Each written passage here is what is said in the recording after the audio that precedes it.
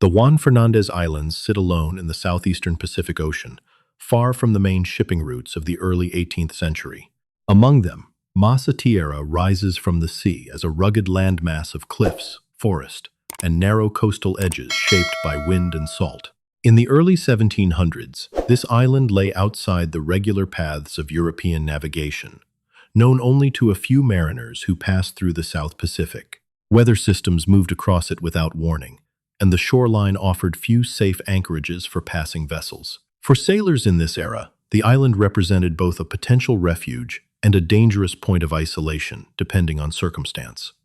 In November 1704, a Scottish sailor named Alexander Selkirk would become permanently tied to this remote landscape through an unintended decision. His arrival was not marked by discovery or ceremony, but by separation from the ship that brought him across the ocean. From that moment, the island became both his environment and his only available world for years to come. The surrounding ocean remained constant, while the horizon offered no sign of return or contact with other human life. It was an isolated existence, shaped entirely by survival conditions. Alexander Selkirk was born in 1,676 inches, Lower Largo, a coastal village in Fife, Scotland. He grew up in a maritime environment where fishing and seafaring were part of daily life. The North Sea shaped both the economy and the expectations of young men in the region. Like many of his generation, Selkirk eventually turned to life at sea, where opportunities were tied to trade, naval conflict, and privateering. By the early 1700s, Selkirk had become an experienced sailor. He was not a naval officer in the formal sense, but a capable seaman, accustomed to long voyages, harsh conditions, and the discipline required aboard wooden sailing vessels. His career eventually led him into privateering expeditions, which operated under letters of marque authorizing the capture of enemy ships during wartime. These voyages were driven as much by profit as by national interest, and they often operated with limited oversight once at sea. Selkirk joined the voyage of the ships Cinque Ports and St. George, part of an expedition led by the English privateer Woodes Rogers. The fleet was engaged in long-range operations in the Pacific, targeting Spanish shipping routes along the coast of South America. The journey itself was extended, uncertain, and often strained by conflict, weather, and the condition of the vessels. Life aboard such a ship was structured, but unstable. Crews were large, discipline was strict, and supplies were carefully rationed.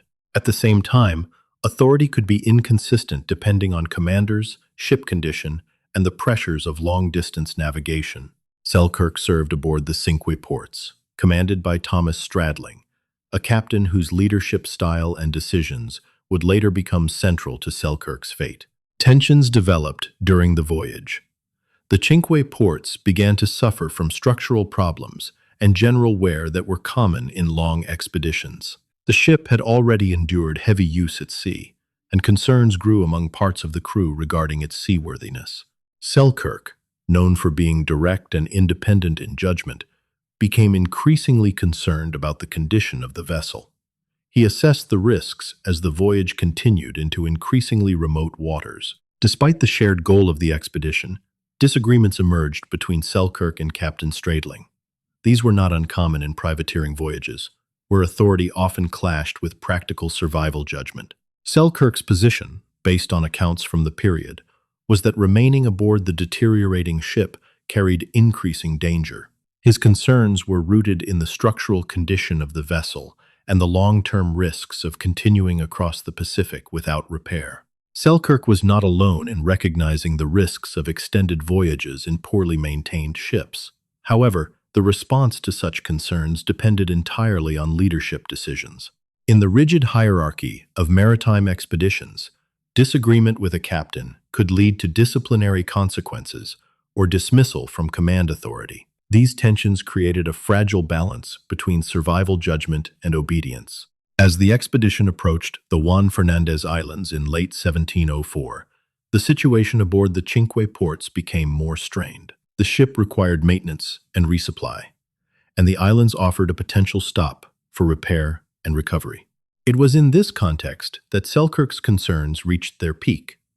His assessment of the ship's condition and the risks involved led him toward a decision that would soon define the remainder of his life. At this stage, Selkirk was still part of the expedition, still a functioning member of the crew, and still operating within the expectations of maritime discipline. Nothing yet had removed him from human contact or shipboard life, but the conditions for a decisive break were already forming within the structure of the voyage itself, shaped by geography, leadership conflict, and the limits of early 18th century naval travel. In October 1704, the voyage of the Cinque Ports reached the waters near the Juan Fernandez Islands. The expedition had been at sea for months, and the condition of the ship reflected the accumulated strain of wind, salt, and distance. The islands offered a known anchorage point in the Pacific, a place where crews could repair vessels, take on fresh water, and recover from long passage. It was here that the conflict between Alexander Selkirk and Captain Thomas Stradling came into direct consequence. Selkirk maintained his concern that the Cinque Ports was no longer fit for continued long-range navigation without proper repair. The ship had already shown signs of structural weakness, and the risks of continuing deeper into the Pacific were significant. His judgment, based on experience at sea, was that stopping and securing the vessel should take priority over immediate departure. Captain Stradling did not agree with Selkirk's position. The disagreement was not resolved through compromise. Instead, it escalated into a decisive break in authority. Selkirk made a request that would become one of the most consequential decisions of his life. He asked to be left on the island of Mas a Tierra, rather than continue aboard the Cinque Ports under its current condition. This request was not made lightly in the context of early 18th century maritime discipline. Being left on an uninhabited island was effectively a form of abandonment, with survival entirely dependent on environmental conditions and limited supplies. The island had no established settlement, no guaranteed rescue system, and no certainty of passing ships. Captain Stradling agreed to Selkirk's request. Selkirk was provided with basic supplies, including food, clothing, tools, and a firearm. These provisions were intended to increase his chances of survival, but they were finite and limited to what could be spared from a working ship. Once transferred ashore, Selkirk's connection to the Cinque Ports was severed. He remained on the island as the ship prepared to continue its voyage. When the Cinque Ports departed from Massa Tierra, the separation became permanent. The vessel disappeared over the horizon, leaving Selkirk alone in an environment shaped only by geography and weather. No scheduled return existed. No guarantee of retrieval was arranged in formal terms. His survival now depended entirely on his ability to adapt to the island's conditions. In that moment, the structure of Selkirk's life changed completely. He was no longer part of a crew, no longer under maritime command, and no longer part of the expedition. The island was no longer a temporary stop, but a closed system with no visible exit. The Pacific horizon offered no indication of what would come next. After the departure of the Cinque Ports, Alexander Selkirk was left in complete isolation on Massa Tierra. The island, uninhabited and remote, became the entirety of his environment. There was no immediate indication of rescue, no established shelter beyond what he could construct, and no remaining connection to the expedition that had brought him there. The first phase of survival began with assessment. Selkirk evaluated the supplies left behind, which included basic food provisions, tools, clothing, a musket, gunpowder, a knife, and other equipment salvaged from the ship. These items formed the foundation of his ability to survive beyond the initial weeks. However, they were finite and would degrade over time. The island itself provided essential resources. Massa Tierra offered a combination of coastal access and inland forest. The terrain was uneven, with steep slopes and dense vegetation in certain areas. Fresh water sources were available, which was critical for long-term survival. Selkirk's immediate priority became securing shelter near reliable water and food access, while maintaining awareness of the shoreline for any passing ships. He constructed multiple shelters over time. The first were rudimentary, built from available wood and natural materials. As he adapted to the environment, he improved these structures, creating more stable dwellings inland to avoid exposure to coastal storms and damp conditions. These shelters were not permanent in construction quality, but were functional, designed to withstand weather rather than provide comfort. Food acquisition became the central structure of daily life. The island supported a population of wild goats, originally introduced by earlier European visitors. These animals became a primary food source.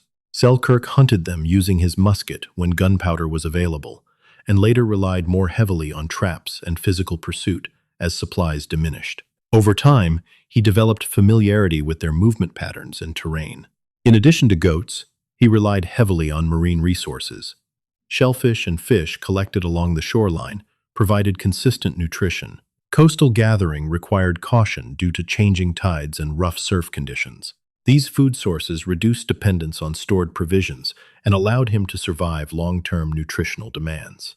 Selkirk also encountered feral cats on the island. These animals, likely descendants of earlier ship introductions, initially existed in small numbers, but gradually became part of the island's ecological balance. Over time, they adapted to human presence without aggression. Historical accounts describe them as unusually calm around Selkirk, even interacting with him in ways that reduced his sense of complete isolation. They did not provide companionship in a human sense, but they altered the psychological environment of solitude. The passage of time became one of the most difficult aspects of survival. Without external markers such as social interaction or structured schedules, Selkirk developed routines based on natural cycles. He measured time through daylight, weather patterns, and seasonal changes in animal behavior. This structure helped maintain mental stability in an environment where days and months could otherwise blur into indistinction. Religious reading also played a role in maintaining psychological continuity. Selkirk carried a Bible, which he used as both a source of reflection and a structured activity. Reading provided cognitive order and replaced the absence of external communication. It is historically noted that this practice became a central part of his daily routine during the long years of isolation. The island environment was not static. Weather conditions shifted regularly, with periods of heavy rain and strong winds that affected both shelter stability and food gathering. Coastal storms occasionally forced Selkirk to move inland temporarily. These disruptions required repeated rebuilding and adaptation of his living spaces. Health management was another constant concern. Injuries from hunting, exposure to cold, and nutritional limitations were managed without external medical assistance. Over time, his body adapted to a diet based largely on goat meat and marine food sources. Despite the limitations, he avoided major fatal illness during most of his isolation period, a factor often attributed to both environmental conditions and adaptability. One of the most persistent psychological challenges was the possibility of encountering hostile ships. Spanish vessels operated in the region during this period, and Selkirk was aware that capture could lead to imprisonment or worse. As a result, when ships appeared on the horizon, he often avoided signaling his presence. On at least one documented occasion, he observed ships without attempting contact due to uncertainty about their allegiance. This decision reinforced his isolation, but also increased his safety under the conditions he understood. The island became both refuge and concealment. Survival depended not only on resource acquisition, but also on strategic invisibility. Over the years, Selkirk's methods became increasingly efficient. He improved his hunting techniques, refined shelter placement, and developed a stable understanding of the island's seasonal cycles.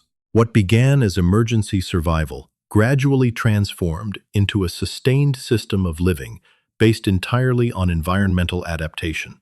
Despite this adaptation, isolation remained constant.